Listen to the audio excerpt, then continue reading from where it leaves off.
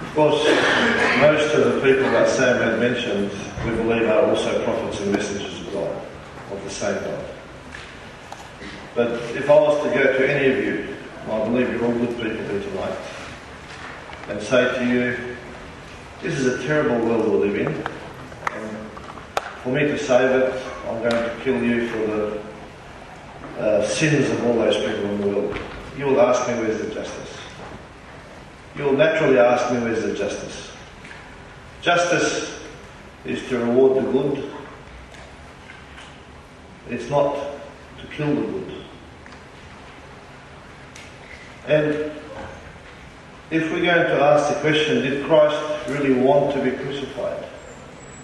If he did, he wouldn't have gone into the jungle or the garden and say, God, please take this cup away from me. If it was him who was on the cross, and if he was a willing victim, he wouldn't have said, Eloi, Eloi, lama sabachthani, which translates into, my God, why have you forsaken me? Now, the notion here that we're saying is, our teachings are very similar. We differ on, was Christ crucified or not crucified? What is the purpose of sacrifice? In Islam, we say burnt offerings were at a time when there weren't poverty and need. You know, times like when Cain and Abel were disputing about certain things and they made the offering to God. But sacrifice in later times was about providing for society. It's not to just prove your love for God by taking your best lamb or your best ram or your best goat, but it is also, when you slaughter that lamb or that ram or that goat, is to give the meat, to share the meat, not to give it all, to share it with the poor and needy. It's part of the charity. It's not just slaughter it and throw it away. It's not slaughter it and burn it. It's part of that charity. And we have in our teachings a number of verses that say that no person can be held to blame for the crimes of another. If Christ was meant to die for the sins, then what do I say about the sins of Hitler? What do I say about the sins of so many other people to this very day? What do I say about the sins of people who are Christian and not Christian? If we're going to follow that line of thought, then we would ask the question. But when we talk about the concept of justice, yes, God is the just. And justice is not just in this world. This world is not an end in itself. This world is a means to an end. My end will be determined on a number of factors. One of these factors is my faith, yes, but other factors is how good have I been to my fellow human being? How good have I been to you? And if I'm a sinner, I won't deny that I am to some extent, but if I'm a sinner, then the justice is, as God tells me, I have to repent, I have to believe, I have to make amends. If I've done the wrong thing by you, and I come to you and I say, please forgive me,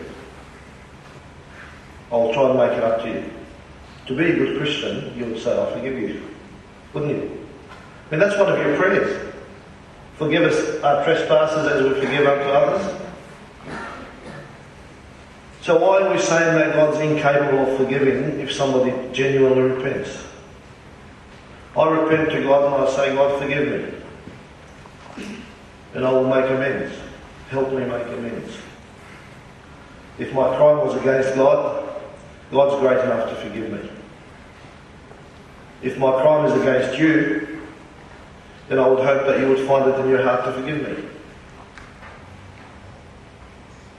And I know that if you're a good Christian or a good Muslim or a good Jew, that you would forgive me. So why do we expect God to have a lesser standard?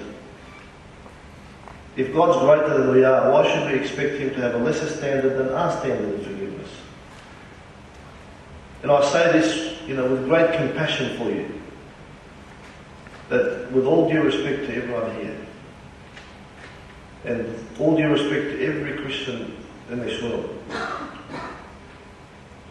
that it does not diminish Christ in any way. It does not reduce him in any way to believe that God saved him. In fact, it shows how much God loved him that he saved him.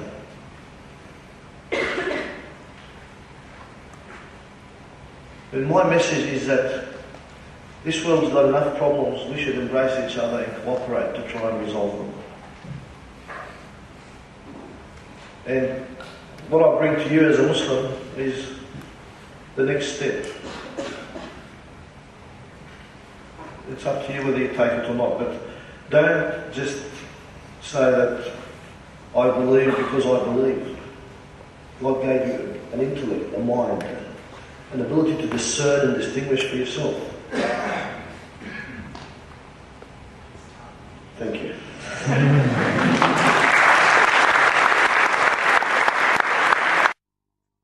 Keysar has raised the issue of how can one man pay for the sins of others, and where is the justice in that? And that's a great question, one that the Bible answers, and its simple answer is Adam.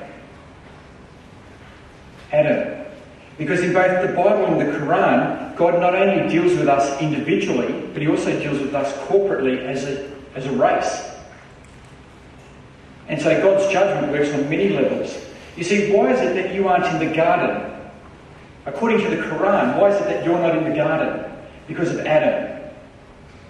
Why is it that you don't have access to the tree of life, according to the Quran? Because of Adam. Why is it that where there's fighting now in this world? In the Quran it says, and clearly it says in the Bible, that going out of the garden they then begin to fight. You see, we receive what came to Adam. What God, because of Adam's actions, what he did for the whole human race. He's the first man. What he did for all of us. And Jesus is spoken of as the second Adam. Now, God doesn't give that role to everyone. There's only some individuals who have the role of like Adam. And Jesus is one of them. He is the second Adam. He can stand as a representative for humanity. That's how come the judgment that he can take can be your judgment. I'll make just a few comments now about Keysar's talk. He spoke about Muhammad giving great freedom to women and allowing them to get involved with business, but Muhammad's first wife, Khadijah, was a businesswoman. So they already were in business. I don't think Muhammad changed that. You mentioned slavery. I'm not sure what you meant by that. Most of the Christians who were conquered, particularly across North Africa and into Europe, were sold into slavery. The Europeans who had their disgusting slave trade bought slaves from African Muslim tribes on a jihad southwards from North Africa, and the tribes who didn't convert to Islam were enslaved. And right up until the 17th century in Europe, Muslims were travelling up there on a designated jihad, as it was called, and during those several hundred years they sold more than 1 million white slaves into the Islamic empires of North Africa and across. So I'm not sure what it means by ending slavery. You spoke about equality and that we're all equal. Well, that may be true if you're all equal if you're a Christian. If you're a Muslim, you're all equal. But the Quran does have a class structure. There is a caste system. In the last major surah of the Quran, Surah 9, when Muhammad sends out his forces on conquest, he says that the Jews and the Christians are to be subjugated. And it leads to a status under a Sharia law called the dhimmi, the subjugated peoples who are in a definite different class. That's just the Quran had different Sharia law. So it's equality if you're a Muslim. You spoke about the spread of Islam. It is true that on most occasions, the vast majority of occasions, people were not forced to become Muslim. that this is true, particularly under the Arab expansion, not so much under the Turkish expansion, but under the Arab expansion. It wasn't forcing people to become Muslim, but yet they were conquering people. See, what had the Christians of Spain done to the Arabs? Nothing. But Muhammad set up his jihad and the Muslims came out and conquered all that was before them.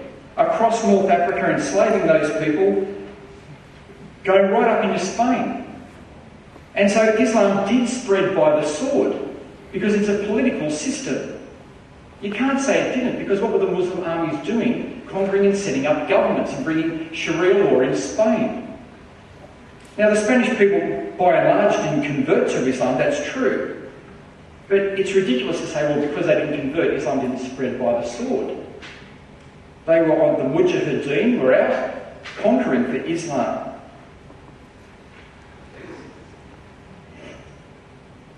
I'll leave it there.